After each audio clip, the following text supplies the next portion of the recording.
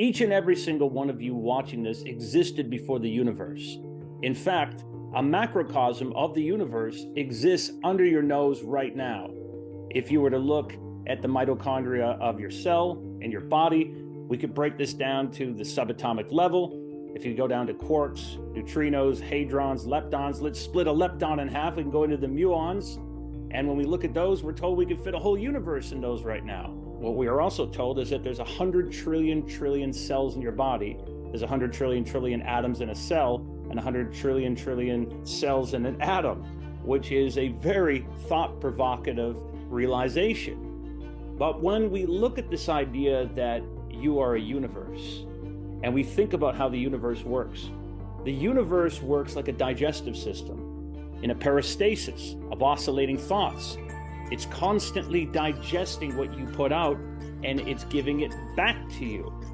And this goes back to our ancient Hermetic principles, that the all is mind and the universe is mental. This is what it teaches in the Kybalion. This is what it teaches over in the Emerald Tablets. So that's why we have on the show today a very exciting guest, Johanan Raatz, and he is an absolutely amazing mind. If you haven't heard of him already, you want to look him up. He has a degree in physics from the University of Wisconsin in Milwaukee, has a master's in philosophy from Biola University, and between 2012 and 2015, he was the main driver behind the Quantum Idealism movement online.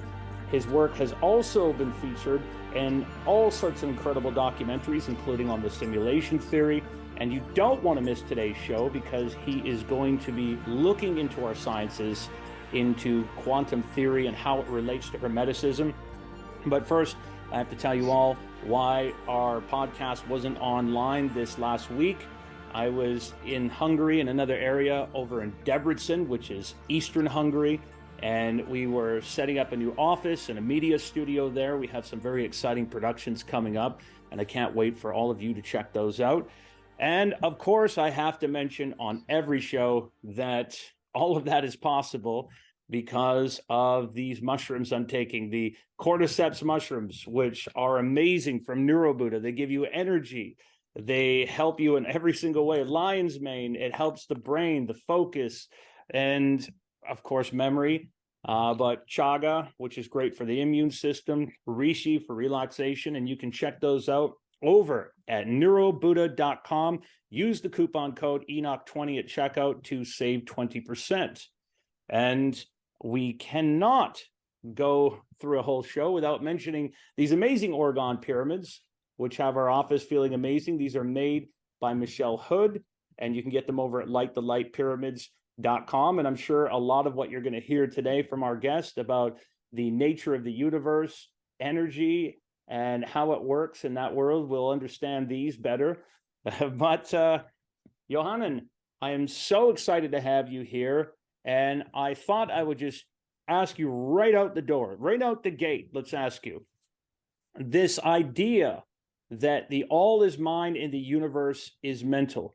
Do you see a correlation with this in our quantum physics? And do you think our sciences come from Hermeticism? Well, they appear to mirror it, actually. So I was actually exploring this. I didn't really know much about Hermeticism beforehand when I was starting the quantum idealism thing. But basically what they've discovered in quantum gravity right now, which is the attempt to unify quantum mechanics with general relativity, which is Einstein's theory of gravity, they're having a very hard time doing this for a very long period of time. And in the last 20 or 30 years, they kind of made maybe 20 years, they made a breakthrough. And that breakthrough was the holographic principle. And this kind of led us to the realization that space-time is emergent. And since then, it's progressed from there. And then we know that, number one, it's not only emergent, but it's emergent from quantum entanglement. And what's interesting about this is that this means that when you think of something being emergent, that means that it exists only at a higher order level, and there's a level beneath that where it doesn't exist, which is very strange because that means that the bottom level of our physical universe is not actually in space-time. There is no space at the fundamental level of reality, which is spooky because you would normally define physical reality in terms of space, right? I mean, you're in Hungary, I'm in Wisconsin.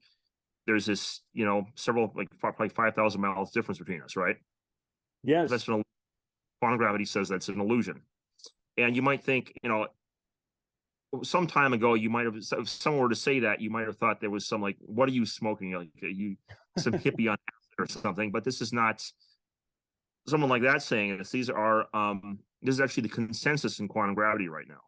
Now, of course, quantum gravity is a kind of a field in development. We don't have a full theory yet, but that kind of obscures the fact that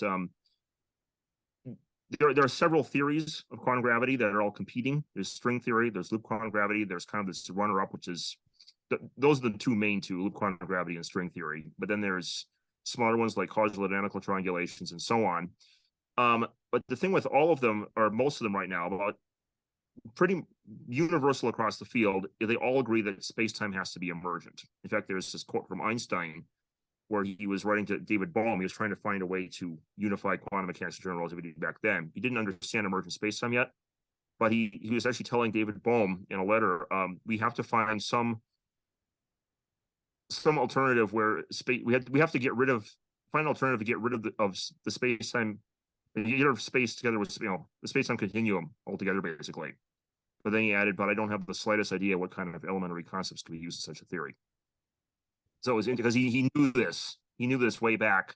They didn't know what to do with it right now, but now they have the realization what is fundamental, and that is information.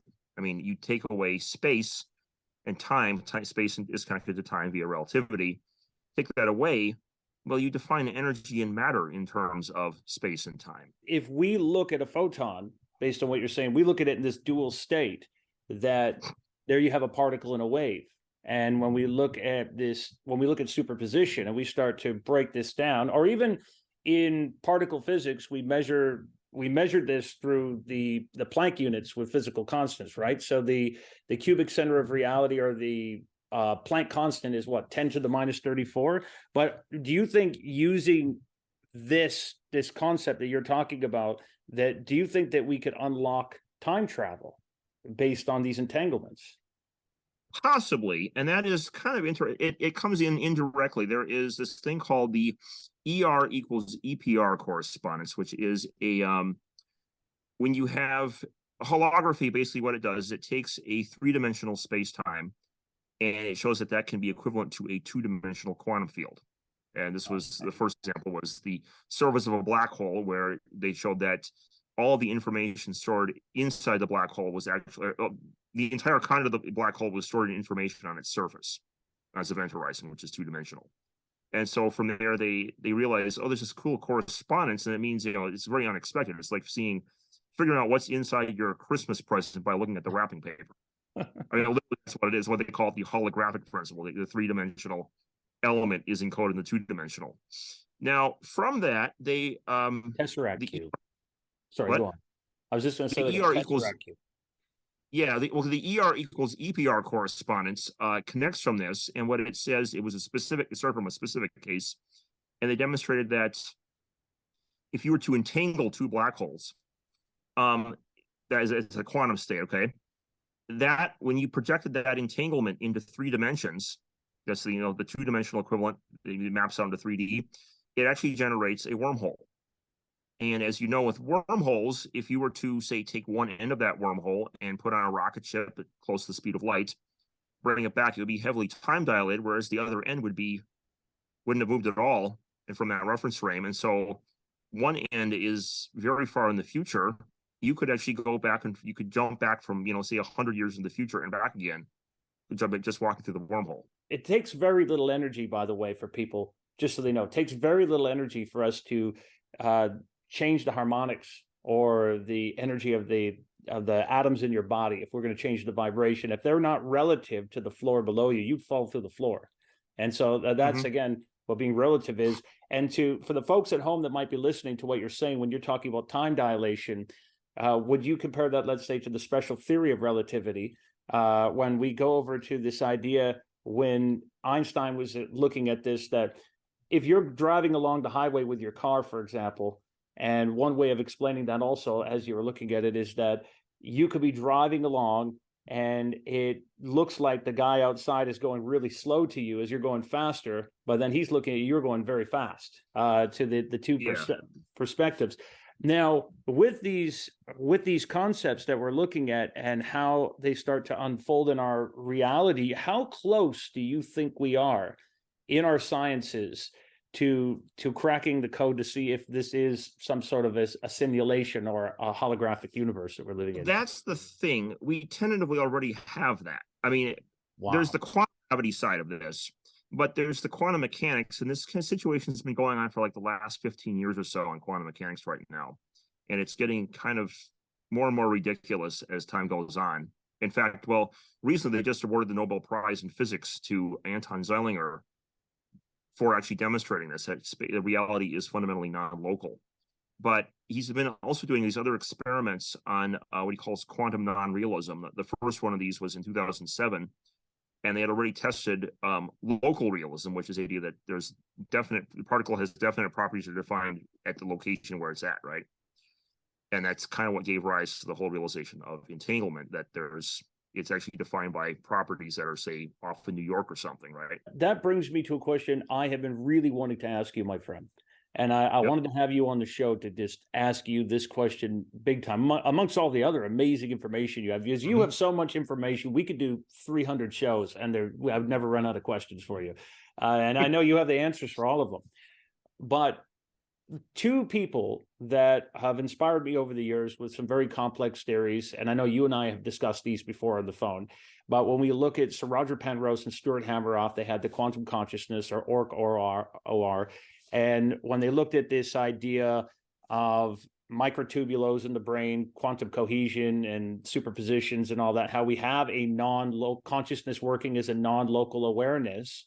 And when we bring in wave function collapse and we look at this, it seems that the headlines in the physics journals now are saying that Catalina Corsuno in Rome has disproven these theories. She's challenged them. What do you have to say about that? Okay, so this is called the warm wet. She probably disproved their particular version of this, but in the last 10 years they have this field called quantum biology, and you see with quantum biology there are actually quantum mechanical mechanisms showing up in different biological systems. So, for example, photosynthesis actually works by way of quantum computation, and in human smell, actually, that actually is a quantum biological effect. Fascinating. It's you can actually take the exact same chemical compound that will produce one smell and change one of the isotopes out. So it's going to have the exact same chemical properties, but just add a neutron in. And because of the additional neutron, it's going to modify the quantum state of the object, which will then generate a different smell. And so she may disprove this particular model of quantum mind, okay? Because I mean, what Penrose and Hameroff were doing was, I mean, I can't really complain too much about them because they got a lot of things wrong, but they got a lot of things right as well. But the thing with them is they were like the forerunners in the field, and so when you're forerunners, you're gonna make a lot of mistakes. If Edison was like, well, I found 100 different ways not to make a light bulb, basically, and then he finally makes it.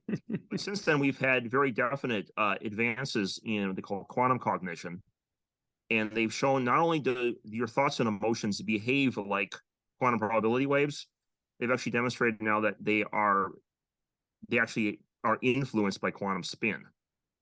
This was with there's the lithium isotope experiments with rats.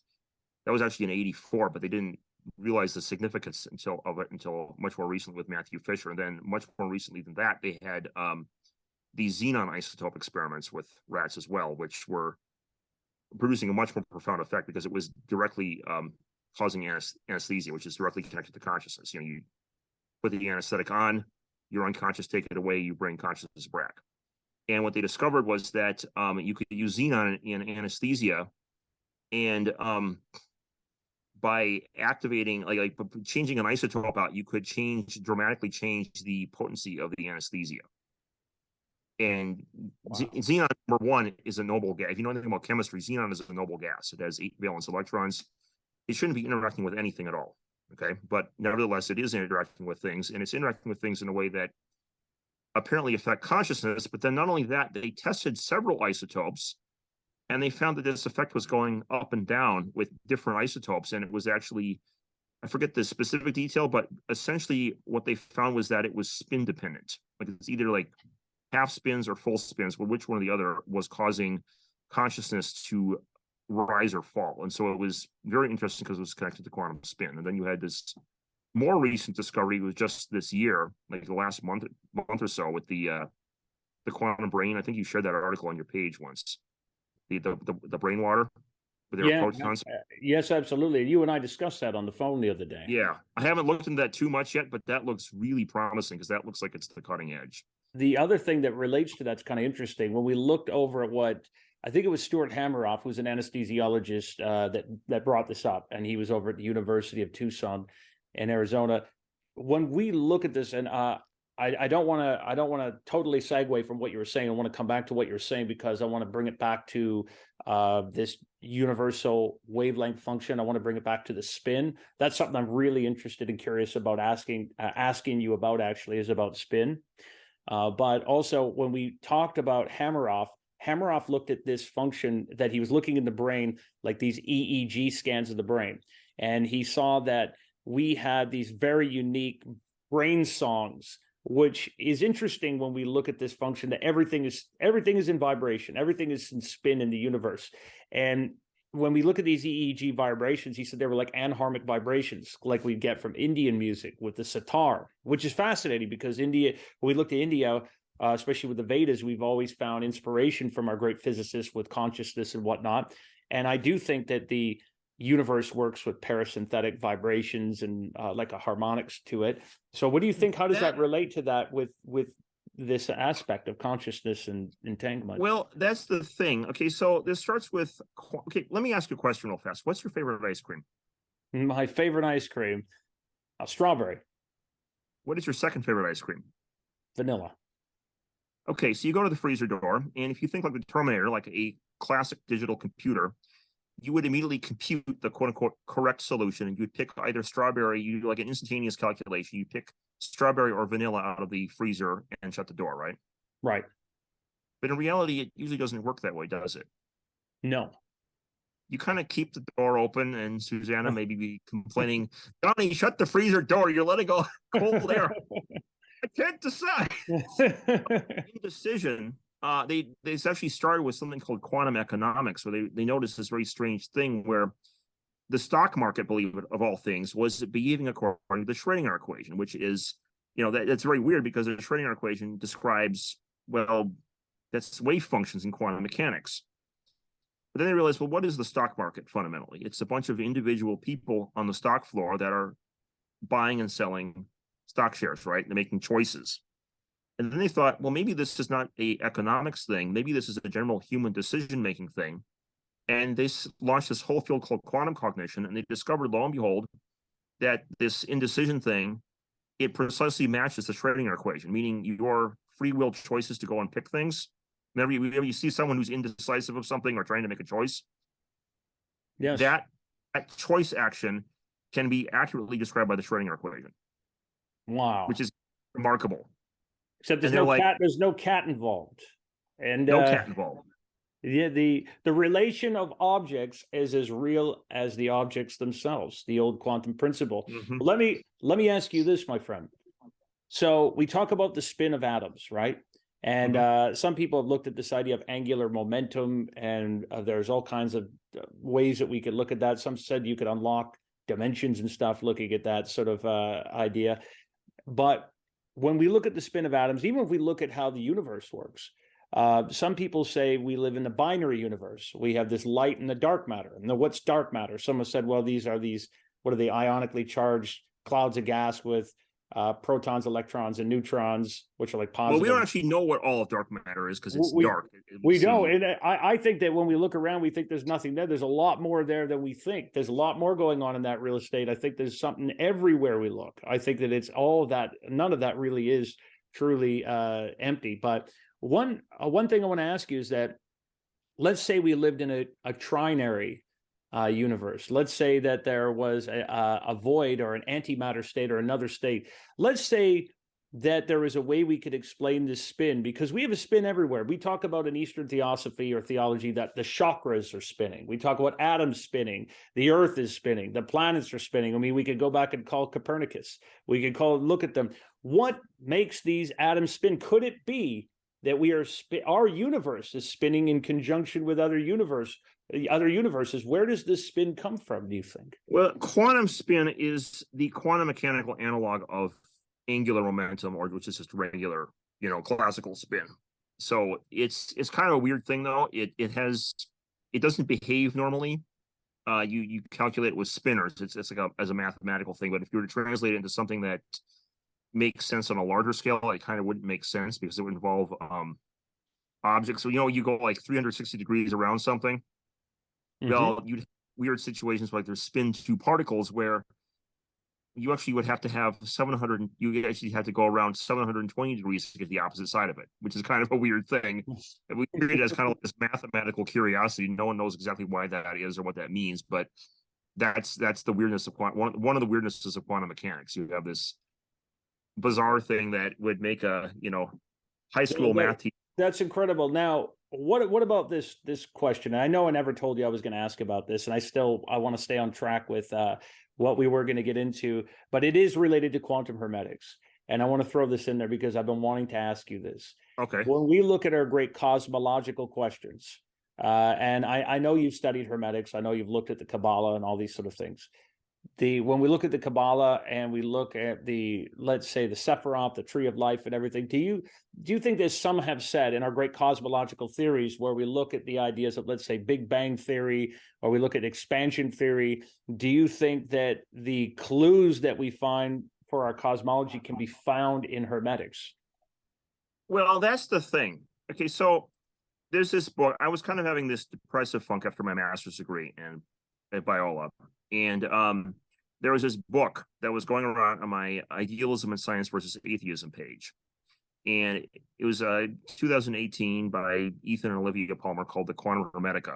It's a very fascinating book. It's a very short book. And I was thinking, this is going to be new age woo. And I'm like, I don't have time. I'm too depressed for this right now. I'm not even bothering with it. A friend of mine started making videos on this. And I looked at this. I'm like, wait a minute. This sounds like my stuff. This is like quantum idealism. So I got the book, and it's actually a very short book. I read it, and it's not like, it gets into the same territory, because it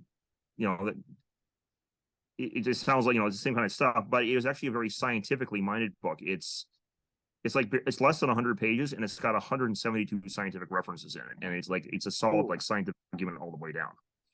And I talked to the authors, and it turns out that because these ideas I had promoted were floating around out there, they basically had it confirmed actually it was based on my model. And it was fascinating, because this thing I was calling quantum idealism back in the day, it turns out that it replicates Hermeticism.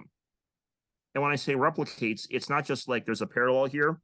Because people, you can look online, you can look, quantum mechanics and Hermeticism together online. You'll get some people not knowing what they're talking about, and some fluffy new age things not knowing what they're talking about. And most of it is they're not knowing what they're talking about. Okay. But this was fascinating, because it read as a science. You can go get the book. It's on Amazon, like $15. And it's every step along the way, it makes this very solid scientific argument. And it has sources for all of this. And it showed that basically the model I was promoting as quantum idealism is identical to Hermeticism, and in such a way that they were able to replicate the entire system with it. And one of the fascinating things with this that was the most stark to me was the principle of vibration. Everything vibrates according to the Kabbalion, right? Mm-hmm. And this Kabbalion was written in 1908. So you have to keep in mind, they didn't have quantum mechanics then. They had Brownian motion had just been discovered in 1905, and they knew about the gas laws. But those are a kinetic motion. That's like imagine like pool balls. You shoot a pool ball, it's going to move straight back and forth, right? Whereas a vibration is an oscillatory motion, like ripples on water, right? Or compression waves of sound or whatnot. And then of course they had the electromagnetic wave equation, like 50 or 40 years before that, with James Clerk Maxwell, but that's just electromagnetic waves. It's not matter in general. The weird thing is it takes all the way to 1926 to develop the Schrödinger wave equation with quantum mechanics. But with this, it's coming in 18 years beforehand, right? And so you could say, well, this is a weird coincidence of some kind, right? It's, we see this, but okay, maybe they just got a random guess. They got a lucky guess. However, you go further with this, and I was looking at this further, and they demonstrated like 6 or 7 direct parallels with quantum mechanics. And it's not just quantum mechanics, but some of it was quantum gravity, and some of it was stuff that was very recent. And it was like, what? So like the next example, here's an example. Now, they're describing this thing where they're saying that like the phenomena of telepathy or mental influence is caused by vibrations being kind of passed off on, their person, right? And of course, I'm kind of in between on the whole issue of telepathy. Especially I'm agnostic about it. A friend, I just didn't really think about it much, but a friend gave me Dean Radin's Real Magic book, and I read it and like, oh, he's got some solid, it sounds like some solid experiments. And then the problem is well, why are you not accepted by the scientific community? And then he went into this whole thing of, well, we had a paper published and it was peer reviewed and all that, and then they pulled it, they redacted it, and they said, well, why did you redact it? And did we do the methodology wrong? No, we didn't do, And then it was the whole question was, well, they finally gave him a message back, and they said something like, well, you can publish it just so long, you can keep everything the same, just so long as you change the end conclusion, say telepathy can't be real. I mean, I understand where they're coming from in academia with that. And most certainly there's been guys out there like Dr. Hal Puthoff and SRI that we've heard about, and all their real findings get taken away and suppressed. But probably one of the guys that I think is out in the open talking about this the most that we've heard of is Dr. Jeffrey Mishlove over at Stanford. He's done some incredible work on telepathy and examined it. And I think without a doubt he has found evidence for it. And so I can understand where people would be pragmatic with that and they wouldn't want to talk about that with those nuances. But yeah, I mean, so it's entirely possible. I mean, we'll say that. Well, I think I would have to suspend judgment for the time being on it. But the thing with this is that basically you need a new hearing in academia. The problem is that whether or not it's a real phenomenon or not, it appeared after reading his book that he demonstrated there was enough bias, like there was kind of this embarrassment factor. They didn't want to talk about it. And so they would it would skew their judgment on it. And even then you have someone like Sam Harris, and he's come out and, he's atheist, kind of, he's not really, he's panpsychist, I don't know what but he said something to the effect of, there's apparently data here where it doesn't mean it necessarily is real, but it's such that it's controversial and it's not settled properly.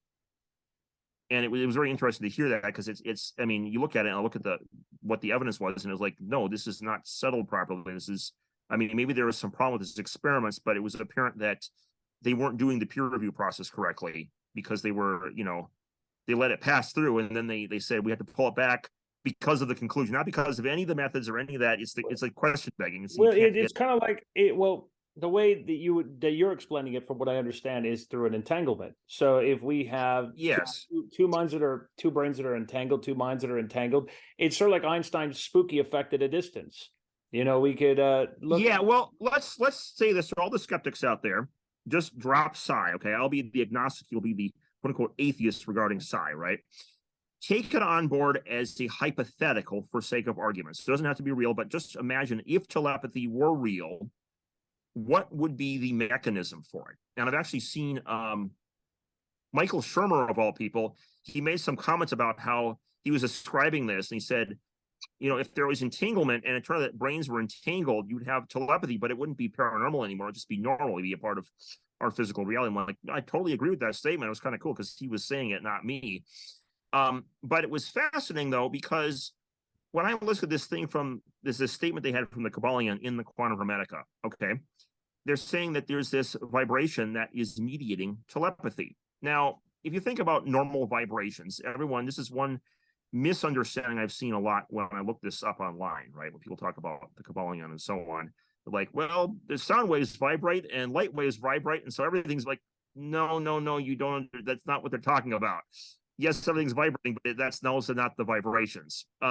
So light and sound, for example, are classical vibrations, and light is, one example of light is there's the visible light, but there's also invisible light, like Infrared, radio. ultraviolet, all the other. So you drive across the country from Hungary to Germany, right? You got your radio station on. Well, after about 100 miles, the radio station peters out, and you got to pick up a new one, right? Well, that's because it obeys the inverse square law. It'll drop off over distance, right? And then furthermore, your brain is not built like a transmitter anyway. That the brain waves are there to kind of regulate brain activity, not transmit to their brain. And they're very weak. I mean, it's like a quarter hertz. It's not going to do anything. So if there was such a thing as telepathy, it's not being mediated by classical waves that would dissipate the same way you would in, like radio, right? Yeah, absolutely. Well, I think Tesla figured out how to do that because Marconi never invented the radio. I think with Tesla, he no doubt figured out how to get those anywhere out there. Do you think that in the future we're going to be used technologically mediated telepathy? So we're going to have means on quantum networks to be anywhere and receive communication? That could be possible, but in order to do that, they'd have to get some kind of way to tap into the brain. Like they would actually have to interface with consciousness itself, which is going to require understanding the quantum biology of the brain. So let's go there. Let's go there. All the tech elites, it doesn't matter if we're talking about Ray Kurzweil, and he's Google's chief futurist. He says that we basically have a mind file. Elon Musk says he's downloaded a version of himself. Now, I want to ask you this. Do you think that this is a real version of themselves that they're downloading? Are they downloading memories that are being intercepted? Because I don't think we can quantify thought. We'd have to track millions of neurons. That's the problem. Well, we can quantify, but what we can't do, what they want to do is they want to reduce. So when we do science, we do everything in third person, right? So they're talking third person properties. The problem is that consciousness is inherently first person. And so they led to these really absurd ideas such as like emergentism, strong emergentism of the mind, where they say there's these third person non-mental properties, and then somehow poof, consciousness emerges. Well, I don't believe in poof, because poof is fairies and pixie dust. It's like saying we have this material substrate, we sprinkle fairies and pixie dust on it, and then poof, consciousness comes out. But that's not an explanation. So the idea then is that this first person stuff is actually cooked in at the bottom level of reality. Those are the quantum states. Just that, we're not able to access that directly with science, so we kind of like ignore it. Now, this kind of goes back to the whole quantum idealism thing. It turns out Giulio Tononi was kind of, he kind of transcended this by saying, well, we don't know what consciousness is, but we know what it's like, and consciousness also is what it is like, and so we can quantify it that way. And so you realize, well, everything you call conscious, your thoughts and your memories, even in first person, it is just information. And so he had this whole theory called integrated information theory, which is now the top model of neuroscience in the world, or cognitive science in general. And he said that basically wherever you have integrated information, you also have consciousness. Now, what's interesting in his paper, his Conscious and Integrated Information Provisional Manifesto, in footnote 14, he has this one quote where he mentions that entanglement is identical to integrated information because you can't, affect two elements independently. And it was fascinating because it was actually, he said that quantum entanglement mathematically fits his definition of integrated information, that's the top model of consciousness in the world right now. But space-time emerges from quantum entanglement. And you can have quantum entanglement between proton spins and brain water in the brain, like the Irish team just demonstrated. But then you have this, just because it's in the brain doesn't mean it's going to be conscious. Just because it's in a laboratory somewhere doesn't mean it's not going to be conscious. It's a generic ubiquitous property. And so it leads to this curious conclusion where not only is space an illusion that is like, it's an emergent construct, like kind of like the Matrix, but not exactly like the Matrix. It's like the Matrix in the sense that it all generates some information and it's all an illusion in some sense. It's the material world you see is not the fundamental world there is there. Yeah, no, but here's the idea that I was going to say with that. I think that when we can move over to, let's say, further down the road with quantum computing, I think we're going to unlock a lot of these riddles the further we go with that. Like even AI is so primitive right now and when we look at its learnings, its constants, that it has this this way that it operates, that we don't really have to worry that it's going to become fully conscious in a way that is going to challenge us. Because once we are able to fit a quantum computer inside of a robot's head, that's going to change the way we do things. I think the same thing with this consciousness idea. Now, what do you think about this? I think that if we were to download a version of you right now and get your memories or scan you or whatever we can do like that, we could put you in a computer like that show Upload on Amazon, and we could have you operating like an NPC in a video game. But it would be like AI predicting what you'd be like. And we can do that now. We know we can do that. It wouldn't actually be you. It wouldn't have the first person self. Right. It wouldn't have that. But I think the sweet spot, my friend, is when we can triangulate that unique song that you have, that we were talking about earlier, that unique song that is you, like those EEG scans that we have. And I do believe we'll be able to triangulate those like biorhythms. What we'll eventually be able to have is a transpositioning of consciousness, like the show Avatar, where we'll be able to take your consciousness and then find a way and to put it somewhere else. Right, like a quantum. Because the idea is that the actual mental properties are themselves fundamentally in the wave function. That's non-local. That's the weird. I mean, idealism would have to be non-local, because on idealism, space-time emerges from consciousness, not in a physics sense. I mean, it's in physics too, but idealism, the world's like a dream of a sort. Maybe not exactly like our kind of a dream, but like a dream in God's mind, aka the mind of the all, etc. And so, where's the consciousness there? It's outside of the simulation, which the simulation is space-time, locality. That's outside of it, right? And that's kind of cool, because that matches with the physics very well, where they have, space-time emerges from quantum entanglement, which is kind of cool, because then you have this mentalism appearing out of the physics. You have, well, if quantum entanglement equals consciousness, according to Tononi, and you plug that back into quantum gravity, you get space-time emerging from consciousness.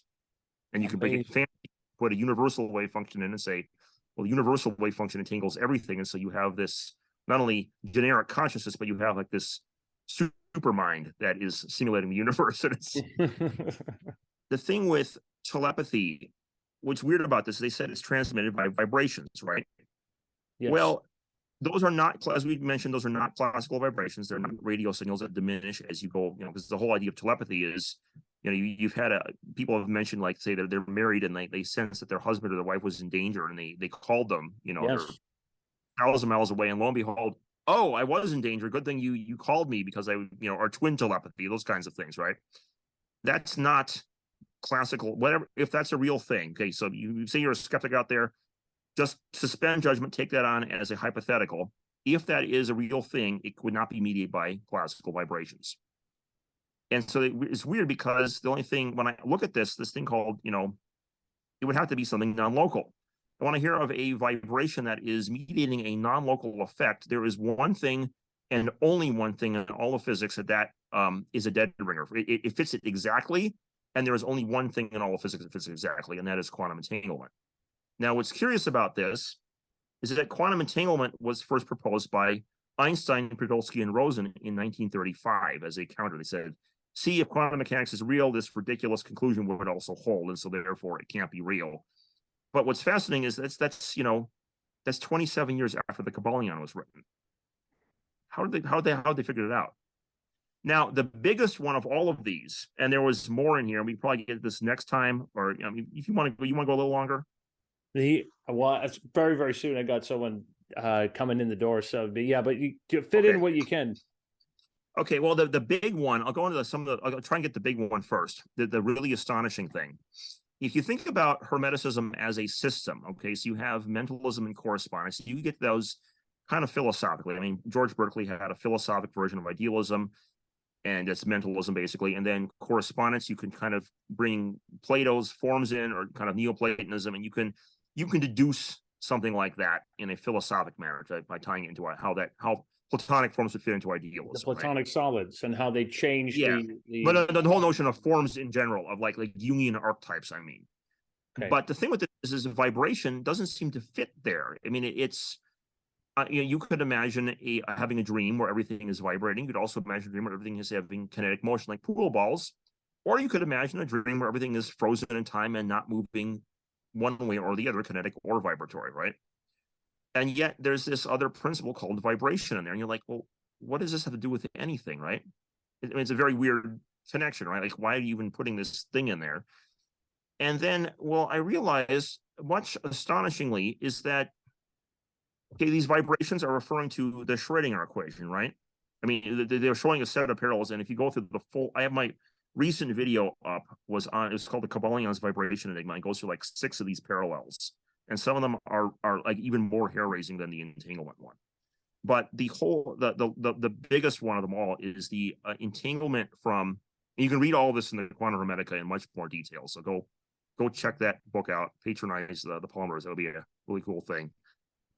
You got a lot more physics parallels in there. But the creepy thing about this was you can't link vibration with mentalism until you understand that space-time emerges from quantum entanglement, and that entanglement equals consciousness and integrated information theory and quantum cognition. Before that, they appear to be a completely ad hoc combination. But the crazy thing is this whole notion of space-time emerging from entanglement, aka emerging from vibrations, which then equal consciousness via this Janoni's model, is something that we suspected it for like about 9 years ago, maybe. I think it was about 9 years ago now we started to suspect it. Maybe 8 years even. Could be 8 or 9 years ago. But it was only actually confirmed 5 years ago. This was not something that we knew about until this is literally the most cutting edge piece of physics of our most cutting edge field of physics, which is quantum gravity. So it's actually saying that even though we don't have the grand unified theory right now, we have the framework for it for the first time. Like, this is like one thing we think we know for certain, and if space emerges from quantum entanglement, well, so in layman's terms, if we break it down, if we go outside of looking at these entanglements and non-locality, for those that are watching at home that might be listening in layman's terms, that the physical world of emanations is coming from a source that is outside of here. That let's say we could say that the traditional view that people have said, that was thought of by quacks and charlatans, of there being dimensions or of there being a source out there, a spirit source that everything is coming from, that these are entangled in such an incredible way that there is a counterpart to them all. Yeah, well, the thing of the counterpart is it's the quantum entanglement. It's literally entangled information. It's literally like a matrix code. Correct. Outside what they call Hilbert space. I'm gonna get into Hilbert space in a later time episode, but yeah, for now, so you have Hilbert space, and this quantum information is there, and it causes physical space-time to emerge, and so it's like rendering quantum information, and it collapses, and you have, you see bookshelves and space, and a sofa and so on around you, but it's actually just. Let me ask you this: do you think that this is going to lead to a new type of understanding of technologies of what we would call 3D printers, replicators, and dematerializers? For example, let's say we take the atoms of anything like a cell phone or a cup of coffee, that we could rearrange them and they could become anything based on the information there, just in how that we could possibly, though that would be much farther down the line. And of course, we do have quantum teleportation, but it's very small. They can teleport. I think they were able to teleport like 1 million atoms at once now, or something like that. Yeah, but we're getting there, and I think that's only the science we're being told about. I'm absolutely sure of it, that there is some science that there's stuff there. There's actually one. This is a whole other story, but there was someone who was trying to use gravitomagnetism. It showed up in Popular Science to produce an anti-gravity effect, and according to the actually general relativity, it should work. They used gravity probe B to demonstrate this. The problem was they wondered, where did she go? Because this was like 20 years ago. I remember reading the article in Popular Mechanics as I was a kid, and I'm like, oh, this is really cool. Well, where'd she go? Well, Dr. Lee? Anyone see Dr. Lee? Well, she left the university. We don't know where she went. She dropped off the grid. I don't know. She's our family, but she just dropped off the grid. And then she shows up 20 years later, but it's after she died. She reappears, and she dies. Oh, shucks, we can't ask her anymore what happened to that project. It was like. Yeah, I've heard some incredibly interesting stories that are similar to that. And they're almost like the Philadelphia experiment and things that have gone on with the electromagnetism. And I'd love to get into those with you on another show. The thing with quantum hermetics, with the vibration thing, with the mentalism, the two don't appear connected. What's fascinating is the only way to logically, they have a very direct connection, but that direct connection was known, you couldn't know that until a century later. That's our most cutting edge physics. And the only way to make sense of Hermeticism is if that is like a missing piece, which is really creepy. Like, where did you get that from? Thank you so much, Johanan, for coming on the show today. And everybody, go check out his YouTube channel, Johanan Raatz. Go look him up. Look at Quantum Idealism. We're going to have him back for more shows. And remember to like, subscribe, comment down below, and share this video with your friends. And we'll talk to you all very soon.